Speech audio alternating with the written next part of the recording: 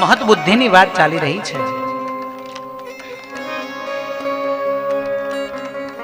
મહાત્મ્ય, મહાત્મ્ય એટલે મહત્તા, એટલે મંડન, એટલે વખાણ, એટલે સ્તુતિ.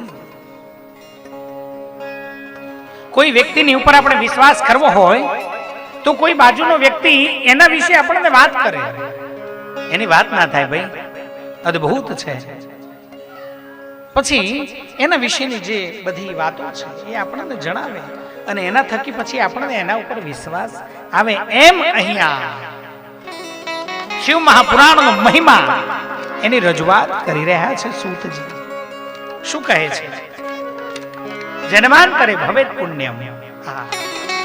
જન્મ જન્માંતરોના જ્યારે પુણ્ય ભેગા થાય ને ત્યારે શિવ આપણા આંગણે પધારે, આ ગ્રંથ માથે લઈ અને નાચવાનો આ અલભ્ય અવસર આપણને મળે.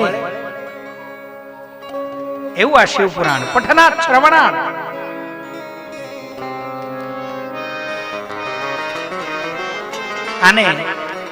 આનું પઠન કરવું જોઈએ, આનું વાંચન કરવું જોઈએ, આને સાંભળવું જોઈએ. પુરાણ શ્રવણા શંભો નિષ્પાપો જાયતે નરઃ. ભગવાન શિવના પુરાણને સાંભળીને મનુષ્ય નિષ્પાપ બની જાય છે. બહુ મોટી વાત છે નિષ્પાપ.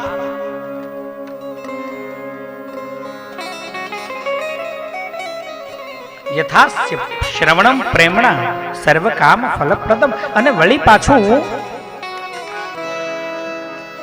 ઉત્તમ ફળોને આપવા વાળું છે, તમારા મનની ઈચ્છાઓને પૂર્ણ કરવા વાળું પણ છે. અને જો તમારે વૈરાગ્ય તરફ જવું હોય તો આ પરમ વૈરાગ્યને પ્રદાન કરનારું પણ છે.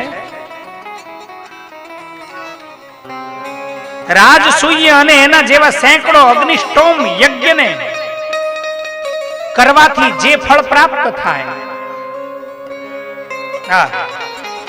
તત્પુણ્યમ લભતે શંભો કથા શ્રવણ માત્ર.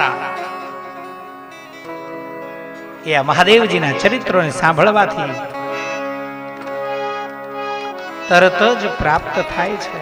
મોટા મોટા યજ્ઞોથી જે ફળ નથી મળતા એ ફળ મહાદેવની કથા સાંભળવાથી, મહાદેવના ચરિત્રો સાંભળવાથી પ્રાપ્ત થાય છે.